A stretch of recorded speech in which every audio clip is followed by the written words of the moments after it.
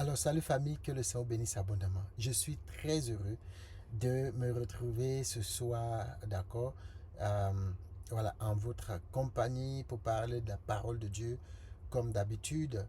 Et ce soir, je voudrais juste partager une petite réflexion avec toi. Vous savez, quand on s'est converti à Jésus-Christ, au début, la plupart du temps, on est bouillonnant de feu. On est vraiment rempli d'adoration, on est très reconnaissant, on voit vraiment, c'est comme on voit des petites étoiles, d'accord, dans tout ce qu'on voit, le Seigneur est présent, on voit, on trouve toutes les occasions merveilleuses de l'adorer, de le célébrer. Cette expérience, les fils de Corée dans la Bible ont vécu.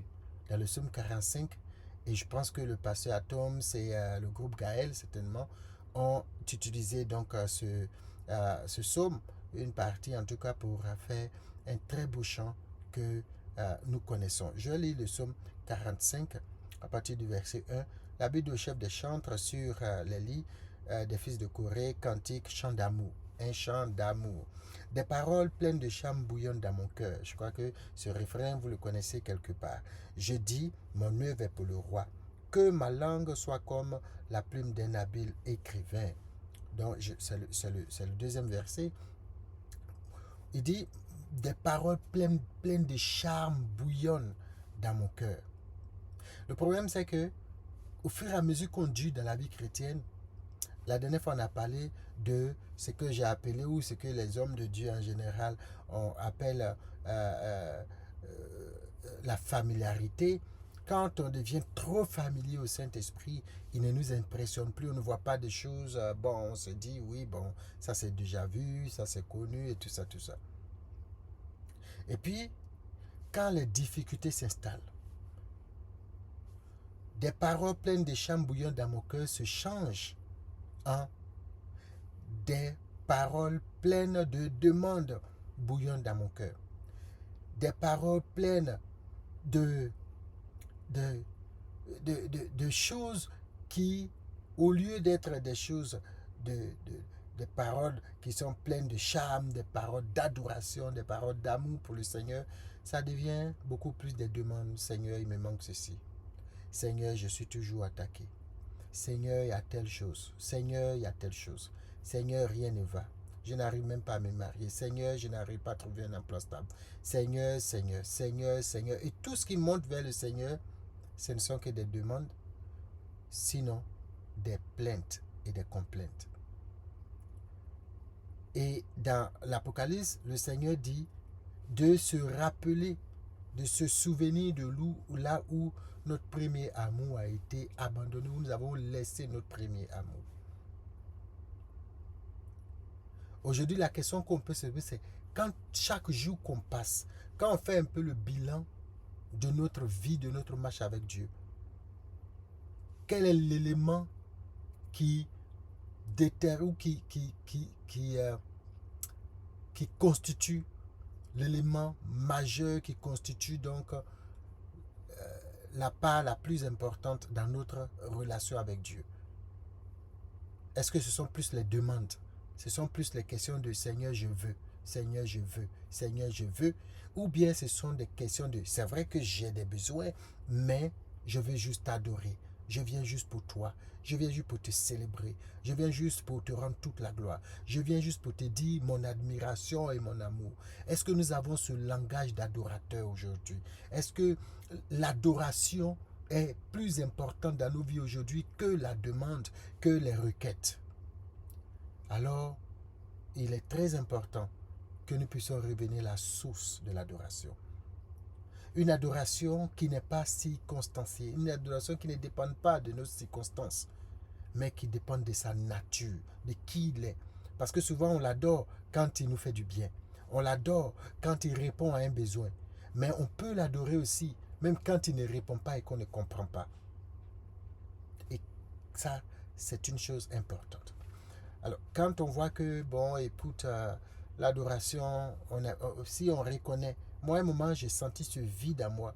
J'ai vu que j'étais plus dans des questions de Seigneur, voici une telle chose, un tel problème, voici une telle chose, voici ceci, voici cela. Je me suis rendu compte que je n'adorais plus le Seigneur véritablement. Je venais juste pour poser mes problèmes et puis je m'en allais. Et le Seigneur attend de nous un acte d'adoration. Et comment y arriver? Pour y arriver, c'est simple. Il faut nourrir son cœur. Il faut remplir sa vie de la parole de Dieu. Il faut méditer la parole. Il faut lire la Bible. Il faut connaître sa parole. Parce que c'est d'elle, c'est à partir d'elle qu'on puise donc la force, l'énergie, la source, les paroles, tout ce qu'il faut pour pouvoir donc l'adorer en esprit et en vérité. Pour pouvoir lui témoigner notre reconnaissance. C'est en connaissant sa parole. C'est en lisant la Bible. C'est en étant rempli de la connaissance de sa parole.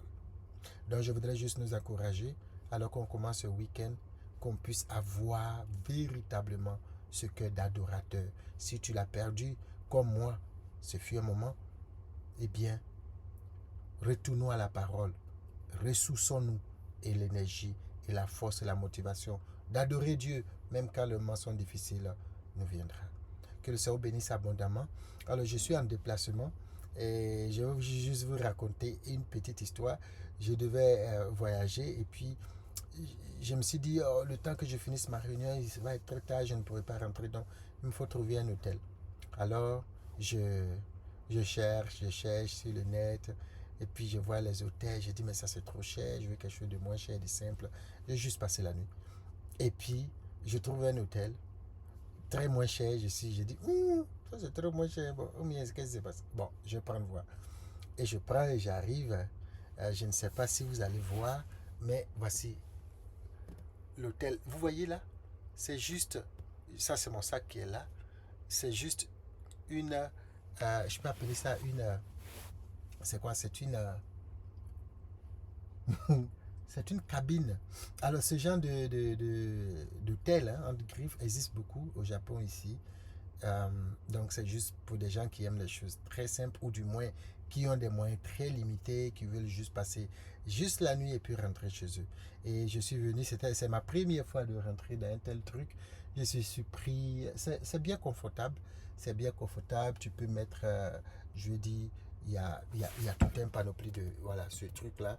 Tu prends pour contrôler tout, il y a une télévision comme vous le voyez, mais c'est un truc qui fait peut-être 1,5 m, peut-être au plus 2 mètres carrés, hein. Donc 2 mètres sur 1.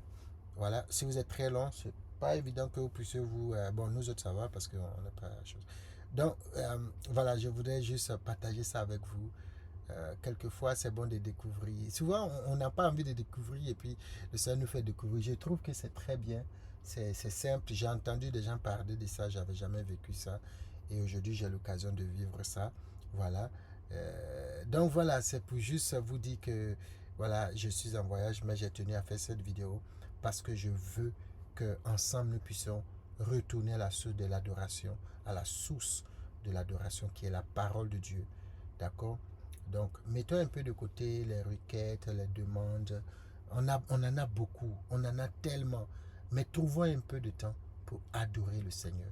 Et ce week-end, que ce soit notre exercice commun d'aller à la source pour adorer le Seigneur en esprit et en vérité. Que le Seigneur te bénisse abondamment. Passe un bon week-end. Et puis sache que je t'aime. Ceux que j'ai jamais vus, je vous aime. Ceux que je connais, je vous aime tellement. J'aime tout le monde. Je vous aime beaucoup. Soyez bénis. Et puis on se dit à bientôt au nom de Jésus. Amen.